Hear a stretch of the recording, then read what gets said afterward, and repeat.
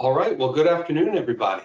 Thank you for joining us for today's webinar, Learn from Ford and SoCalGas on Deploying Electric Class 2 and 3 Vehicles in Your Fleet, co-hosted by Advanced Clean Tech News, or ACT News, and California's three major electric utilities, Southern California Edison, Pacific Gas and Electric, and San Diego Gas and Electric. My name is Andrew Papson. I lead business development for SCE's Charge Ready Transport program for our EV truck and bus fleet customers. I'm excited to host today's webinar and explore the market for EV work trucks.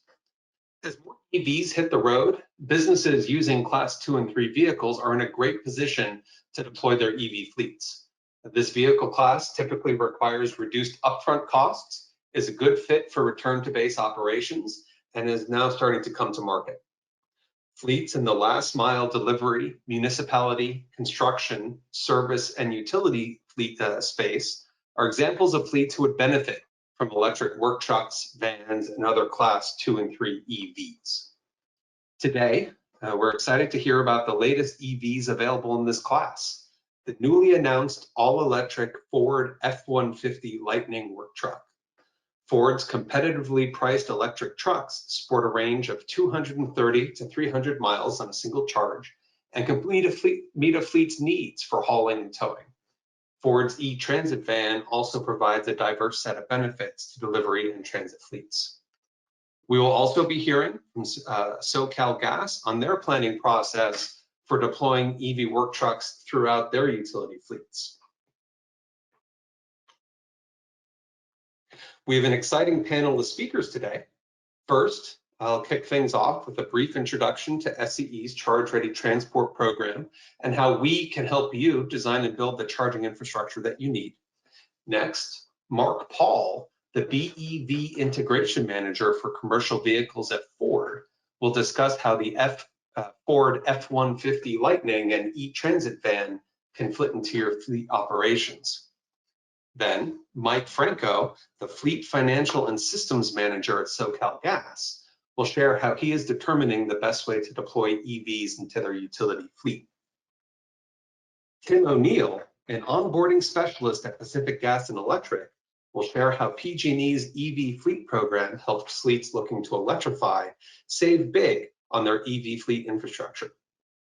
And lastly, Liana Rios, the Clean Transportation Customer Solutions Manager at San Diego Gas and Electric, will share how SDGE's program, Power Your Drive for Fleets, is helping fleets electrify faster with their EV infrastructure program. Before we get started, here are some housekeeping tips as we go through the webinar. First, we'll have a Q&A session at the end of the webinar, so I encourage you to submit questions by using the Q&A box located at the upper right-hand corner of your screen. Please direct your questions to the organizer. Second, there's a lot of detailed information in today's webinar, so if you'd like to watch it again, the webinar recording will be sent out by the end of the week. Third, at the end of the webinar, before closing your browser, we ask that you complete our quick 30-second survey. Your feedback is truly appreciated. And then last, for any technical issues and assistance during the webinar, please contact Benjamin Chan at G&A using the email address you see on the screen. Okay, the genesis for today's webinar is the new availability of electric vehicles that meet the need of work truck fleets. EVs have been in the truck and bus space for many years, but we're just now seeing products come to market in the light-duty truck segment. In the past 6 months, we've seen announcements from Ford on their F-150 ETransit van. We've seen news on an EV Chevy Silverado and a whole variety of startup companies trying to roll out EV light trucks and vans. These include Rivian, Lordstown, Arrival, and many more. There's a lot of momentum and excitement in this vehicle sector. One is to think a little more about the vehicles we'll find in this segment. Today, we're talking about Class 2 and 3 vehicles that are used in fleet operations. This is actually a wide variety of vehicle types, industries, and use cases. First, Class 1, many municipalities and companies have large fleets of passenger cars, Class 1, like the Chevy Bolt. Class 2 trucks include mainstays like the F150, F250, and Chevy Silverado. These are the most popular vehicles in America and are used as work trucks in fleets across many industry sectors. And then last, Class 3 vehicles above 10,000 pounds are popular options for last mile delivery and cargo van operations, especially in congested urban cores. What these vehicles have in common is that they are used in similar fleet scenarios, either one shift or two shift usage with return to base and overnight charging, and are a good fit for similar charging strategies. There are a few choices that a fleet can choose from when making a plan to charge their work truck fleets. The most ubiquitous type of charging on the market is AC level 2 charging. This is the common charger you see for EV cars, you see in homes, you see at malls, you see in workplaces. They're a good option for long dwell overnight charging and are the most economical choice, both in the equipment cost, infrastructure required, and ongoing electricity costs. Second are standalone DC fast chargers. People would probably most commonly recognize these at Tesla supercharger stations or other fast charge plazas. There are a variety of models available for fleets to install, a variety of power levels, all the way from 25 kilowatts up to 200 kilowatts or even higher. These can charge an EV in 2 hours or much less, but you pay for what you get. DC chargers can cost more than 10 times more than an AC level 2 charger, and even more when you get up to those really high power speeds. Third option are modular DC chargers. In this situation, you have a large central power cabinet with all the power electronics feeding multiple dispensers, with each dispenser in a parking space. If you need 4 or more DC charge ports, then modular chargers can be attractive choice when you think about cost per port. From what I've seen fleets use, I think there's a sweet spot for class 1, 2, and 3 work truck van fleets. For customers with fleets that operate 1 or 2 shifts with overnight return to base charging, a sweet spot strategy is to rely primarily on AC level 2 chargers with overnight charging with 1 charger per vehicle. Then install 1 or 2 DC chargers for during the day top off and peace of mind. This is a good mix of affordability while giving you the charging that you need.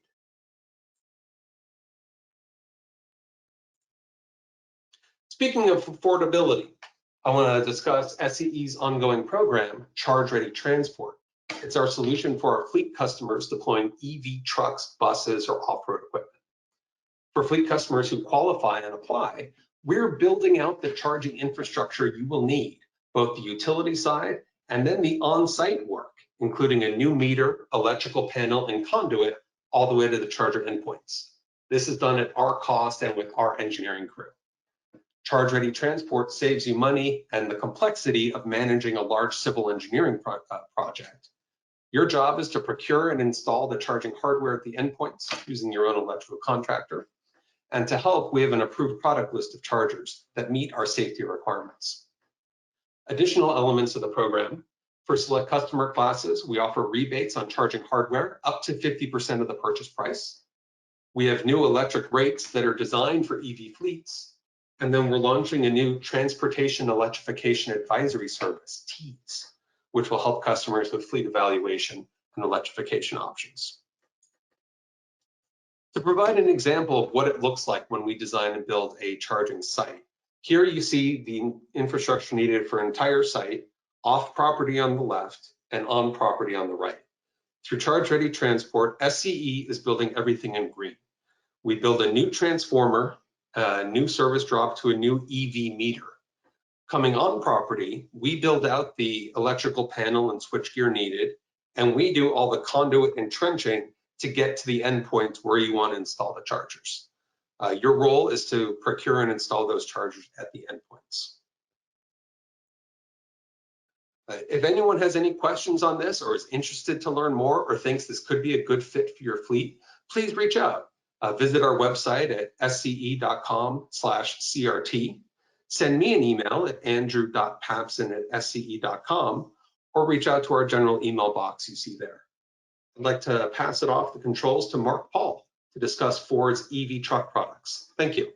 Thank you, Andrew, and good afternoon, everyone. My name is Mark Paul. I'm the Electric Vehicle Integration Manager for Ford Pro, which is a new dedicated business unit focused on providing vehicles and services to meet our fleet customers' needs.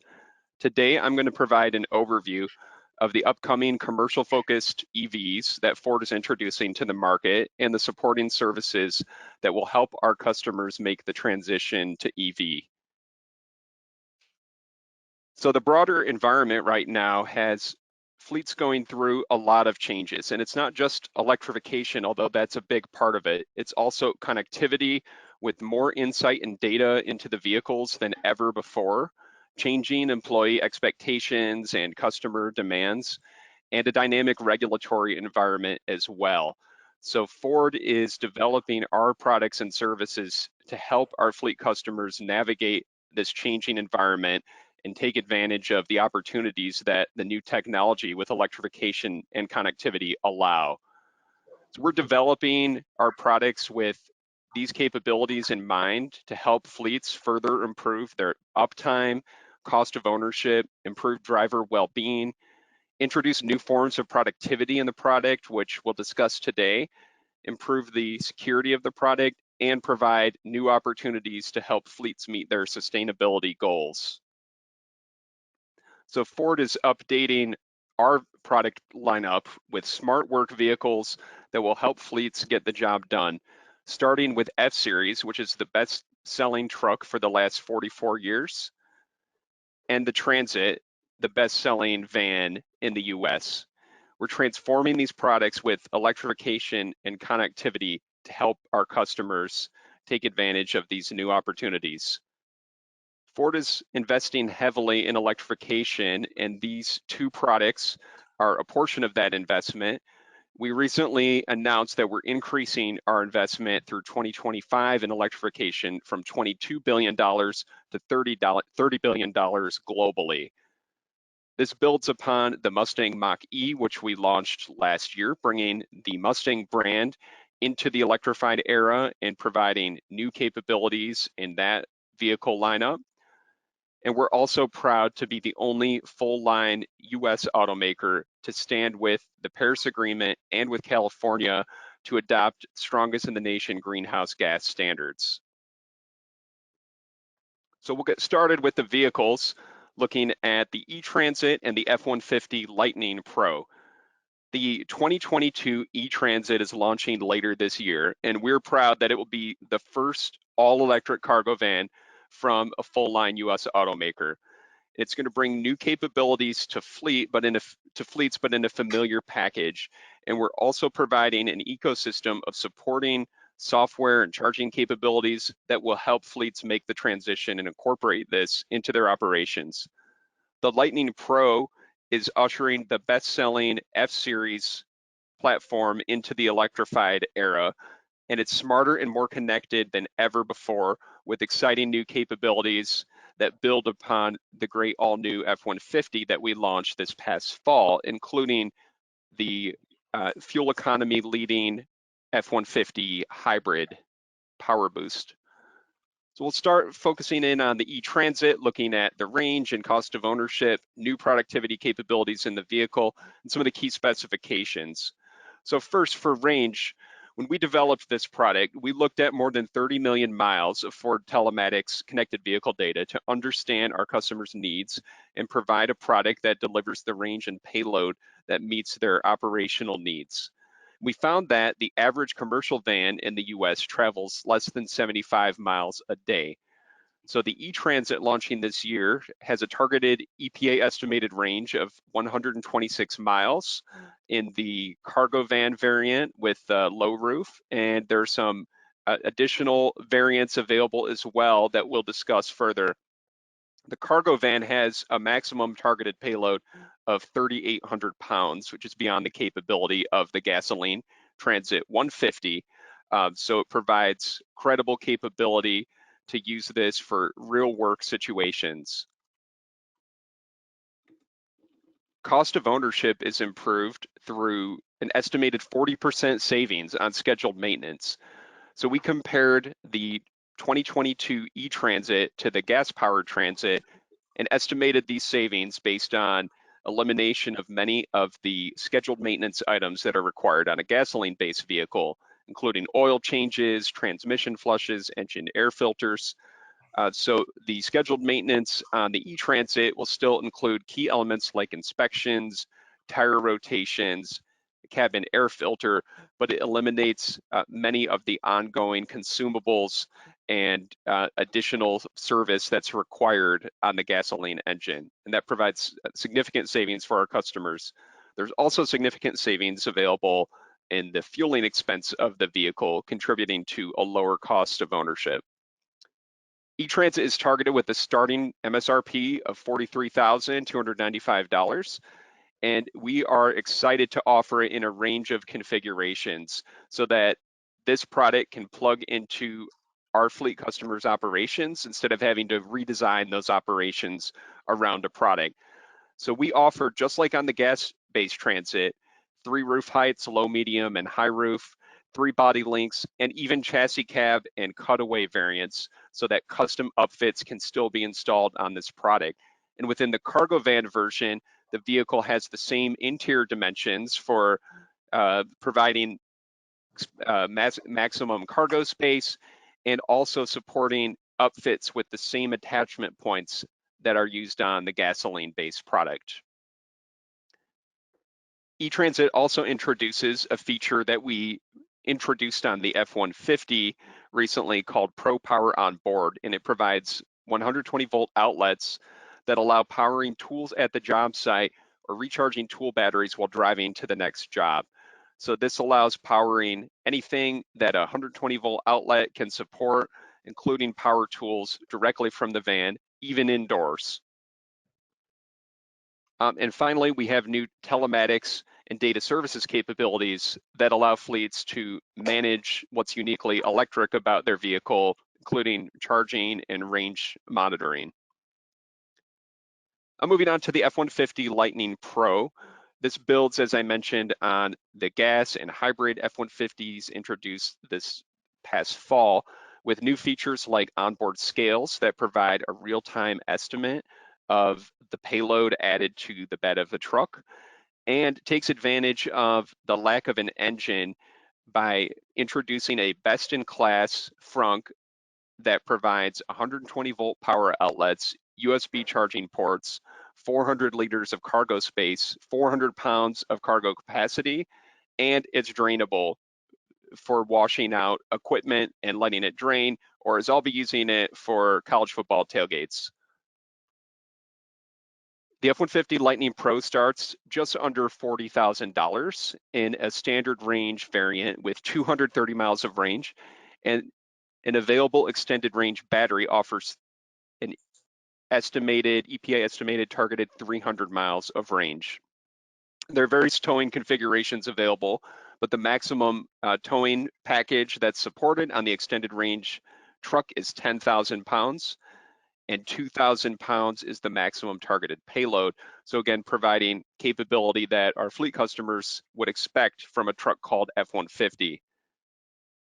Pro Power on Board goes even further than the offerings on ETransit and the gas and hybrid F150s today, with almost 10 kilowatts of power available. So the standard truck includes outlets in the cab, bed, and frunk at 120 volts.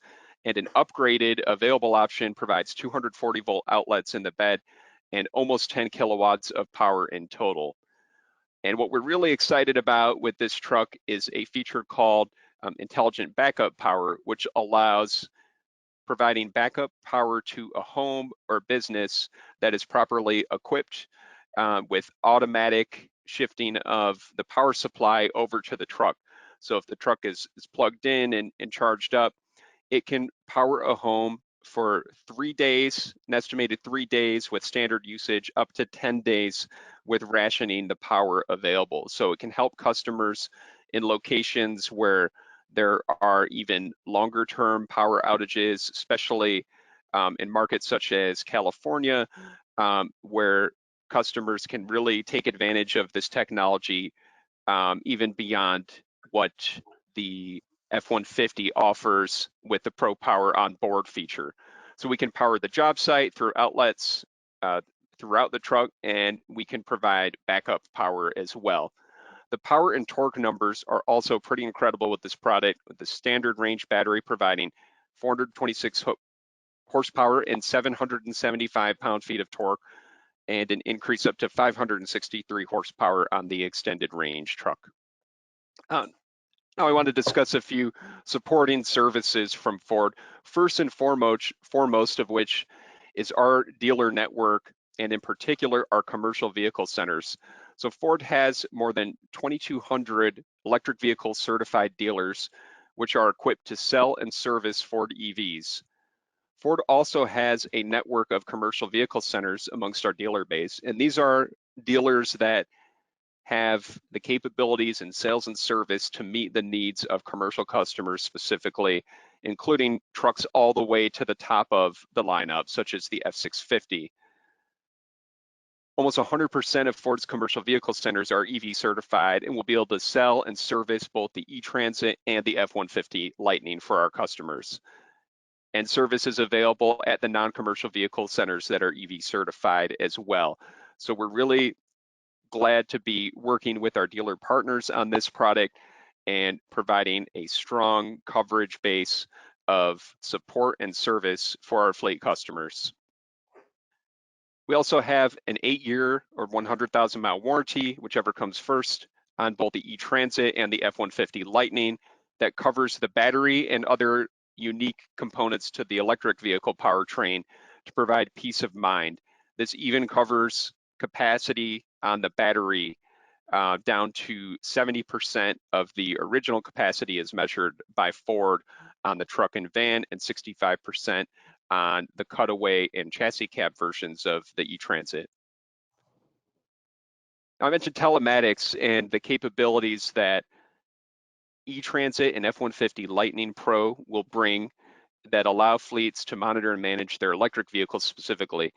So Ford Commercial Solutions is a telematics solution powered by a modem that's pre-installed in the vehicle that provides capabilities for our vehicle fleet today, including gasoline and diesel vehicles. And we're bringing in new electric vehicle capabilities to build upon Ford Commercial Solutions. And this will be available for a complimentary period of at least 1 year for ETransit and F-150 Lightning Pro. Depending on the particular lineup, the complimentary period will vary, but at least 1 year. Now, the EV features will include a range map to monitor the distance capability in real time of the fleet, reminders if the vehicle wasn't plugged in when it should have been so that it's ready for the next shift, charge logs to monitor energy consumption, and remote preconditioning so that the vehicle can be remotely scheduled to automatically heat or cool the cabin and the battery so that while the vehicle is still plugged in, it can be ready to go even in tougher weather conditions and maximize the range for the upcoming day.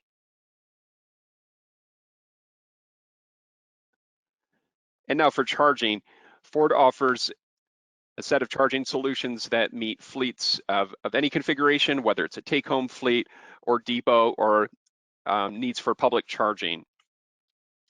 So we include with every Ford electric vehicle a mobile charger, which provides 240 volt and 120 volt charging capability that provides an overnight capability on a 240 volt outlet for many use cases. To provide a broader range of overnight charging support, we offer a Ford Connected Charge Station, which is a higher power hardwired solution that charges up to 48 amps or 11 kilowatts and provides an 8-hour 0 to 100% charge on the ETransit.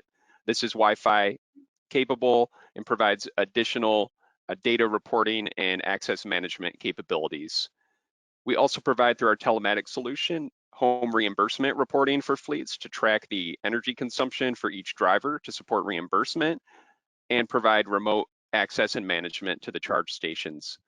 For public charging, we offer the Blue Oval Charge Network, which is the largest public charging network offered by an OEM in North America, with access to 63,000 plugs, including 6,000 DC fast charging plugs from networks like Electrify America, ChargePoint, and EVgo. This allows our customers to have one central bill for public charging needs for the entire fleet. And finally, Ford recently acquired a company called Electrify, based out of California, that provides charging management and fleet monitoring software for EVs. Ford is planning to integrate Electrify with our Ford Pro business unit focused on commercial customers to develop new commercial-focused charging offerings, including new depot solutions for our customers. And so with that, I'm glad to introduce Mike from SoCal Gas, who will take us through a real-world use case.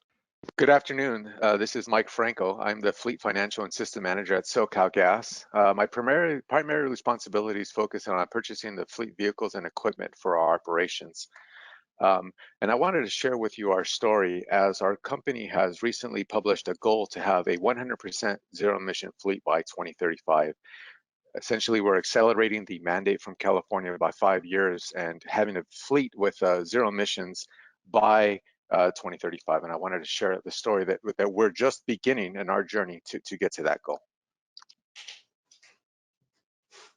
All right, so I wanted to share an overview of our operating territory, as well as the fact that we have 52 operating bases located throughout Southern California, from the San Diego border all the way up into Central California. We have a very diverse service territory covering desert ranges, mountain ranges, cities, and rural areas. And the weather conditions are drastically different from one operating base to the next. We could go from triple digits all the way down to freezing temperatures. And we have areas where our employees are driving through large terrains, high grades like the Grapevine, as well as the Home Pass. So there's a tremendous amount of load ranges on our vehicles. And our ZEV vehicles that we're going to be adopting into our fleet must be able to meet our service territory demands. Going over our fleet and providing an overview of what it is made up, you could actually break it down into 4 classes, essentially automobiles, class 1 trucks, class 2 trucks, and class 3 trucks. Our operation has 48 operating garages throughout our service territory, where we maintain and service our vehicles of our over-the-road vehicles, as well as our non-over-the-road vehicles, our equipment and our trailers. On average, SoCal Gas tends to keep their vehicles longer because of the fact that we actually do a lot of preventative maintenances in our fleet. And if you look on the chart to the right, you could see the typical age of vehicles that we keep in our fleet. Typically, our medium-duty trucks and our heavy-duty trucks are kept, the 10-year range. But I could tell you, just from my own experience of looking at our fleet numbers, we keep vehicles much longer than this. Switching over to our next slide, I actually wanted to give you a further breakdown of what our fleet is made up of. If you look at the vehicle count by vehicle type, you could see the breakdown, the fact that, the majority of our vehicles are actually right around that light truck and van section of about 2,700 units. We have a little bit of automobiles, we have a good chunk of compact trucks, but a lot of our vehicles also focus on the medium duty area and just slightly in the heavy duty area, right? 66% of our fleet vehicles are actually in the light duty truck class range, which is 1, 2, and 3. In addition to that, we've been really focused on alternate fuels and specifically on our compressed natural gas fleet, which is 100% renewable natural gas. And 30% of our current fleet vehicles are actually operating on renewable natural gas today. And we will continue to use renewable natural gas as a bridge fuel as the medium duty truck and the heavy duty truck market continues to evolve and provides new options for ZEV vehicles. We will continue to purchase renewable natural gas vehicles in the immediate future until that market develops and evolves. So in regards to ZEV considerations, as I mentioned earlier, SoCal Gas has operating bases that vary with climate conditions that are drastic, anywhere from being, freezing to super hot. We are in the desert, we're in the mountain ranges, we're in the city, we're in the rural areas. And because of that terrain and the vast differences, our duty cycles vary greatly from location to location. I could look at, say our base in Blythe, where on average our employees are driving 75 to 100 miles just to get to their first customer. And then I could look at Santa Monica and our employees could drive a block and they could actually hit 10, 15, 20 customers. And that's why it is so crucial to look at our ZEV plan so methodically, as our terrain is so drastically different. And our ZEVs must be able to match the capabilities of our existing fleet and our road conditions and our service territory. I feel very comfortable today, matching up electric vehicles for Santa Monica and for the various cities that we serve in the LA area. Although I start questioning, how I could roll that out in Blythe, Bakersfield, right? I definitely have to look at that a more methodical approach. And by doing so, we must look at our duty cycles. We must look at our mileage ranges, right? To truly understand what our employees' needs are in those specific areas. And that's what we're currently doing today is gathering that data, gathering that information as we start to begin our journey to set up a replacement plan to purchase these new vehicles, electric vehicles and hydrogen vehicles is what we're looking at today. Further, we are a prudent utility provider and our fleet has to be able to meet the needs of our utility operations. We're 24 hours a day. We respond to emergency response, on a consistent basis, and we have to ensure that our vehicles in the future meet the demands that we have today. So our future, right? As we prepare for our 2035 goal to be a zero-emission fleet, we will continue to evolve and we will continue to review our operating needs. We're planning for our future includes working closely with our sister utilities as we build out our electric vehicle infrastructure. We want to be able to work closely with Southern California, as I said. We want to be able to work closely with PG&E and DWP as we start building our EV infrastructure at our operating bases, and doing so early, bringing them to the game as early as possible to give us all plenty of time, as we all know that we have demanding schedules. We want to work closely with other fleets as we developed our medium and heavy duty vehicle market to ensure that the other vehicles in our fleet, not just the light duty, there's going to be vehicles available to meet our needs for the other portion of our fleet and for our operation needs. In the interim, we're going to continue to use renewable natural gas as a bridge fuel until the larger vehicles actually start getting some traction in regards to vehicles being available in the market. And as we roll out a replacement plan to purchase EVs, we must fully understand our duty cycles to ensure our new vehicles meet the needs of our workforce. Plus, we have to work so closely with our employees as our new fleet comes online to train them and help them understand the new technologies that are in place. With that, that is my presentation. We're very excited for their future state. We're excited to hear that the many different offerings that different manufacturers are coming out with, and we look forward to hitting our goal of being a 100% zero emission fleet by the year 2035.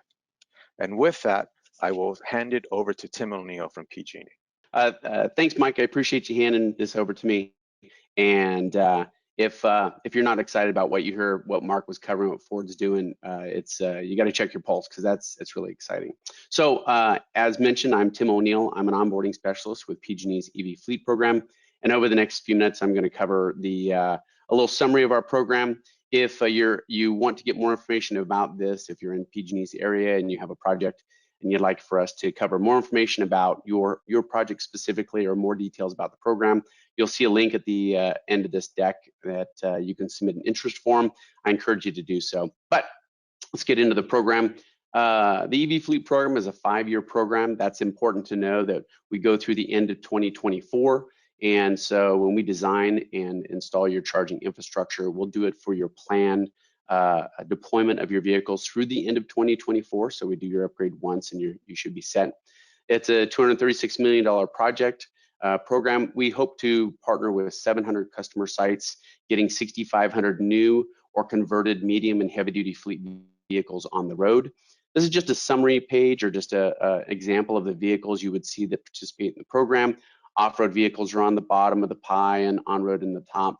The main thing to remember here is that the vehicles need to be over 6,000 pound gross vehicle weight in order to qualify for the program. And the Ford F-150s, the new electric, come out, and the Transit van both qualify for the program. So they're in there.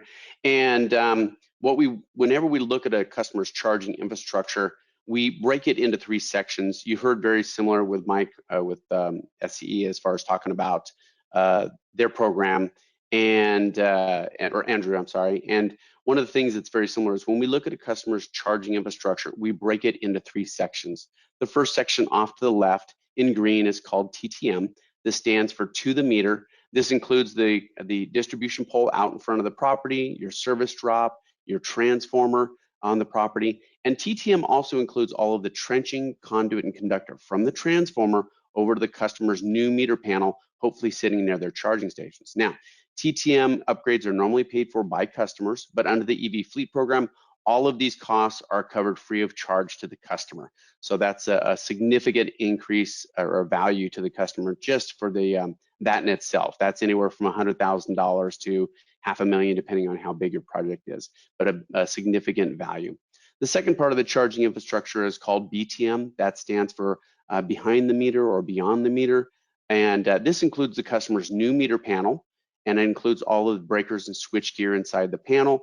BTM also includes all of the trenching, conduit, and conductor from the meter panel over to the base of the charging stations. So BTM is the responsibility of the customer to purchase and install, but under the EV Fleet program, we will pay the customer a BTM incentive. If you look at the lower right-hand corner in that blue box, depending on how many vehicles are committed to being put into operation by the end of 2024 and the type of vehicle, will determine how big the BTM incentive is. Example, a customer that's a school that's committing to putting into service 10 electric school buses by the end of 2024, they get a credit of $4,000 per bus times 10 buses.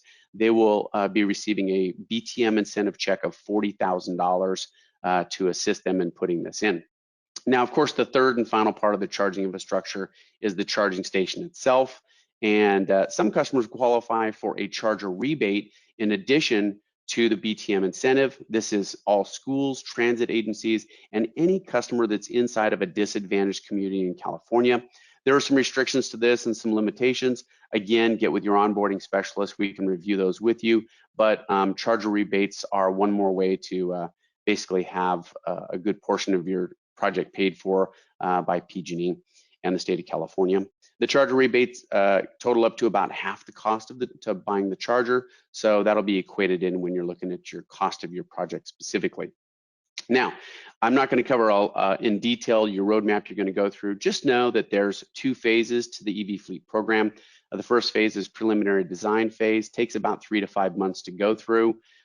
This is where we're going to get you a preliminary design put together, get you a contract. Once you sign the contract, we move you to the second phase, which is on the right-hand side, final design and execution. This takes about 6 to 8 months. The important thing to remember here is combined, you're looking at 9 to 13 months before we're going to be able to have you having some energized charging stations. So the keynote here is get a hold of PG&E as soon as you can to start the process so that we don't hold your project up and you have charging stations when your vehicles show up. Finally, I did mention that we did have that you can submit an interest form if you go to pg.com/EVFleet, and you can have one of us get a hold of you. There's also a lot of great tools there at the site to help you figure out what's going on there. One of the great tools I'm going to tell you is that if you go to fleets.pg.com, you did hear Mark talk a little about total cost of ownership. And if you go to this tool here and you click on the orange block, it's going to give you some great information about fuel savings, reductions in emissions, as well as total cost of ownership, and not to mention low carbon fuel standard credits. There's a lot of really great information there. Again, my information is right there. You can give me a call, shoot me an email if you have any other questions or you'd like to get some information about the program. With that ends mine. I'm going to actually hand the mic right now over to Leona Rios with sunny San Diego Gas and Electric. Thank you very much for being here today on the ACT News webinar. Happy to be here presenting SDGE's Power Your Drive for Fleets program. This program is very similar to Southern California Edison's Charge Ready Transport program, as well as PG&E's EV Fleet program. So I'm not going to belabor The similarities, I'm just going to touch on some of the differences. But it essentially provides the make-ready charging infrastructure to serve medium and heavy-duty fleets. So our program overview, we have a budget of $100 million that we intend to roll out over the next 5 years. We intend to do this at over 300 customer sites. That includes commercial and private fleets. The goal is to bring in 3,000 new EVs, both on and off-road class 2 through 8 vehicles into our region. And to touch on some of the program requirements, a customer must demonstrate the commitment to procure at least a minimum of 2 electric fleet vehicles. And this can be a combination of different battery electric vehicles, right? It could be a bus, a transit bus, it could be one forklift, could be a combination. And then also, when we're engaging with customers, we really like to understand the customer's longer-term vehicle acquisition plan. What is the longer-term plan that customers have to electrify their fleet over a longer kind of 10-year period, right? And the data requirement for this program is fairly consistent throughout the state. So at PG&E, SCE, and SDGE, there is a requirement for customers to provide data related to charger usage for a minimum of 5 years. And then we also need to engage the property owner. Whether you're a leasee or a property owner, it doesn't preclude you from participating in the program. But if you're a leasee, we certainly need to engage the property owner in these discussions as well, because it does require an easement to install this make-ready charging infrastructure. And there is a requirement to operate and maintain the vehicles and chargers for a minimum of 10 years.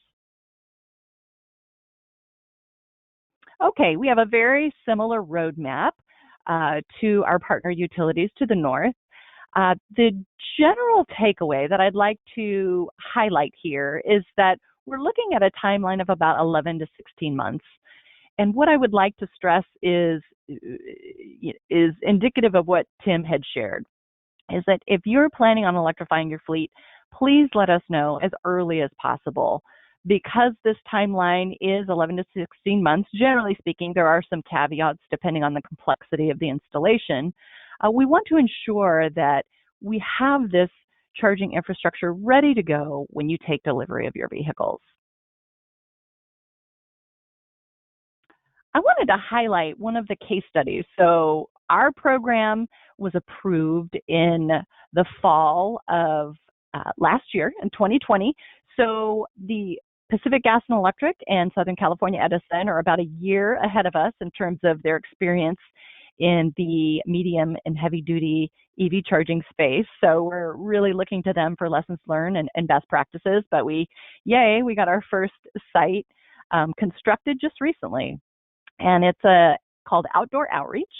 And we worked with them to reconfigure and essentially electrify the 2 Lightning system electric buses that they recently acquired. So the charging infrastructure obviously was aligned with their vehicle readiness. So we started in mid-December and we ended up finishing construction in February, and their EVs arrived on site on March 9th. So the big takeaway is that we want this infrastructure in place by the time the vehicles arrive, and that was a success for Outdoor Outreach.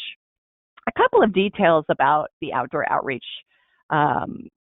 project is SDGE provided the project planning, and Outdoor Outreach was actually the recipient of a Citizens Energy grant that provided them funding for the actual vehicles, the electric vans themselves, as well as the EV charging stations as well.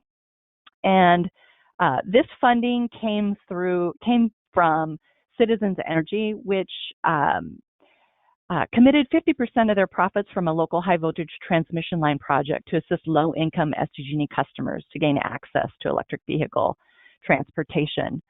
Outdoor Outreach is going to cover the ongoing costs of the vehicle and the charging station maintenance, as well as electricity, as is the case for any customer participating in the program. It's a fantastic program that provides outdoor activities for children in underserved areas of our service territory. It's a fantastic program. You can see the pictures there of what that charging installation looks like at their site. I wanted to jump in really quickly into some of the EV rates that we offer through this program. So we have an EV rate that we are going to be rolling out and offering to our customers beginning in 2022. And we call this the EVHP rate, or Electric Vehicle High Power Rate. And this is a new rate for business EV customers. And the idea behind this rate is that it replaces demand charges that are an existing component of some of our existing rate structures with a subscription pricing plan.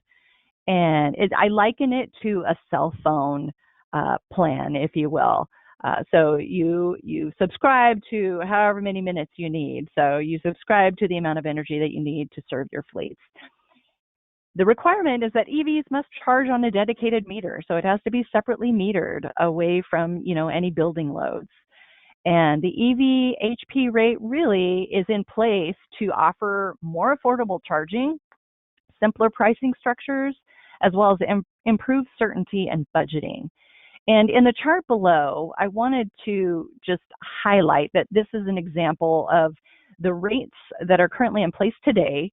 Now, when we offer this rate in Q1 of next year, these prices may change, but you can see that there's a fairly steep differential between the use of energy during on-peak versus off-peak. And the idea really is to encourage charging during those super off-peak periods when possible and taking advantage of those low energy rates during those periods of time. Okay, I would be remiss if I didn't speak about the grant funding that is out there and available. So the HFIP program is probably one of the most popular programs out there. It's the Hybrid and Zero Emission Truck and Bus Voucher Incentive Project. That's a mouthful there. So we call it HFIP for short.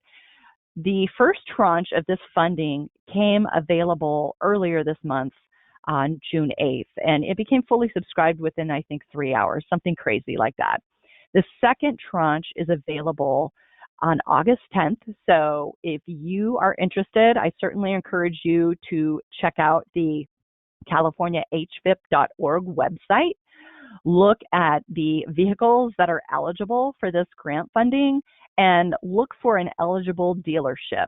And this is what I call kind of a cash on the hood type of a program where the monies and the grant monies that are available are passed through to the dealer, and the dealer passes that savings directly on to you. So it's one of the most popular programs because it's easiest and simple to participate in. So prepare your applications now. August 10th is right around the corner.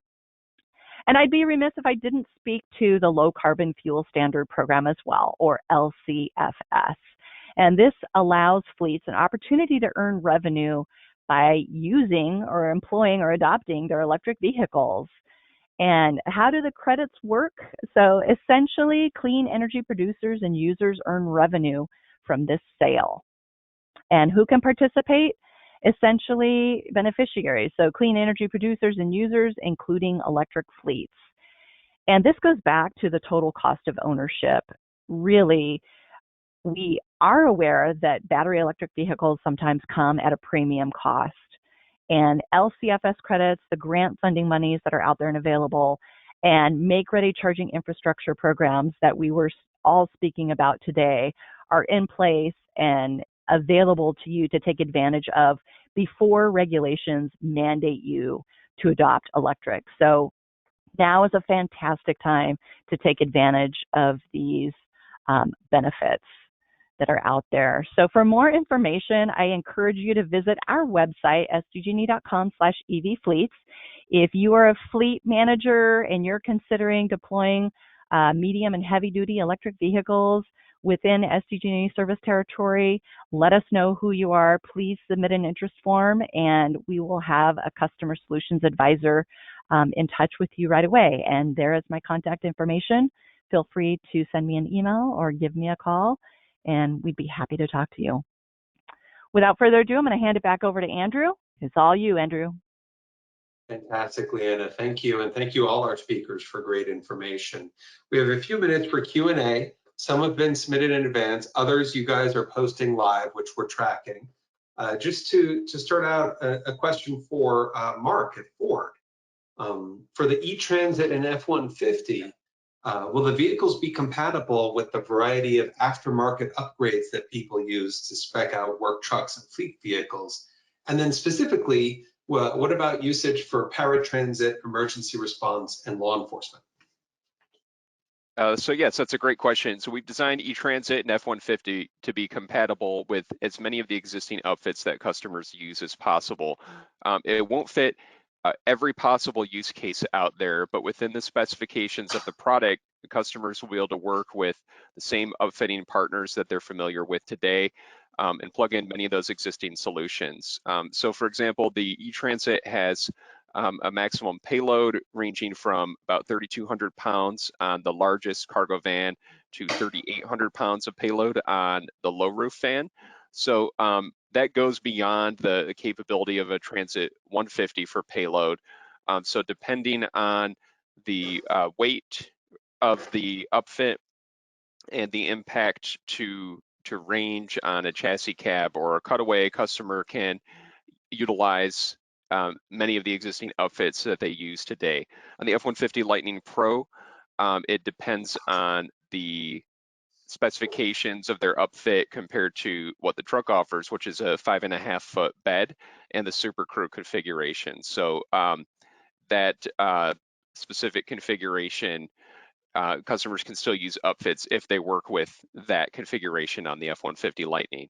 And for the paratransit question, so we are not offering a wagon or passenger version of the ETransit, and don't recommend specifically that customers use this and convert it into a passenger van. But what I mentioned is still true in terms of if the payload that the product offers supports the customer use case, they can work with their upfitter to adapt those existing upfits to meet their needs.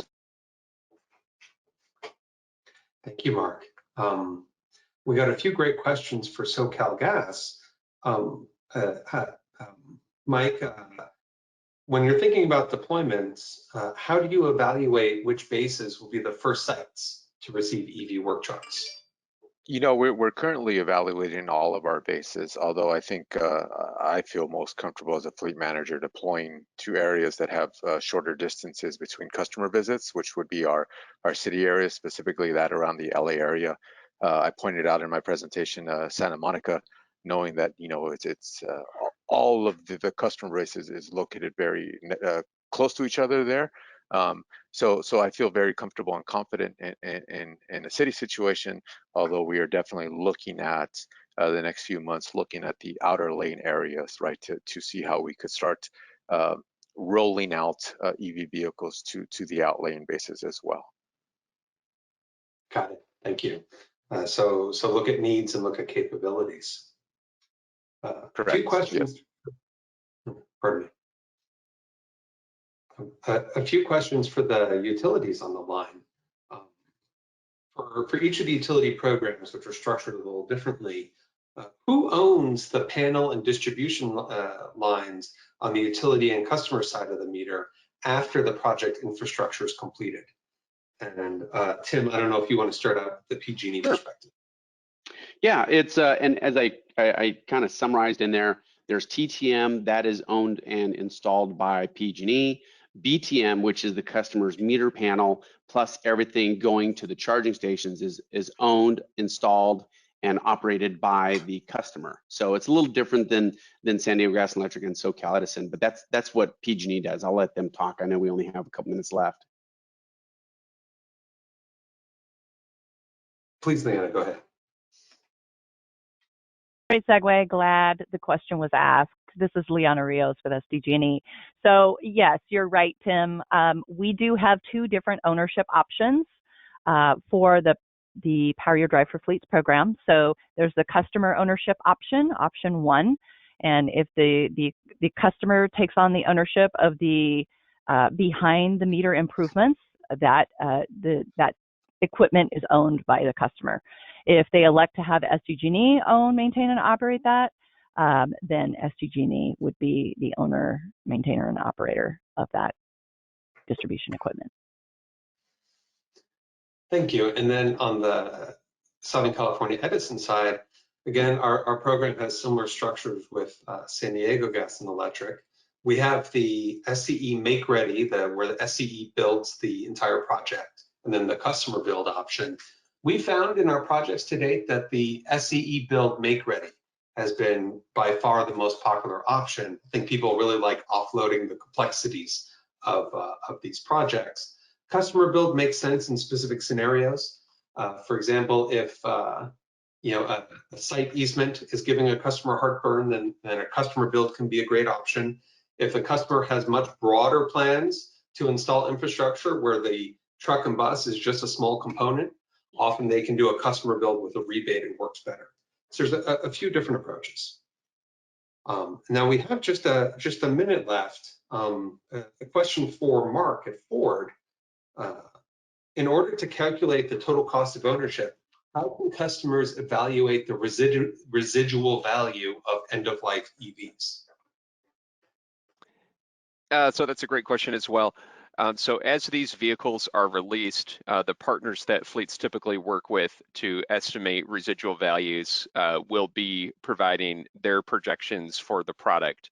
And for our large fleet customers that work with a Ford fleet account manager, you can contact your account manager to discuss that topic and get information on the specific products that you're interested in prior to the launch of the vehicle later this year for ETransit and next year for F-150 Lightning.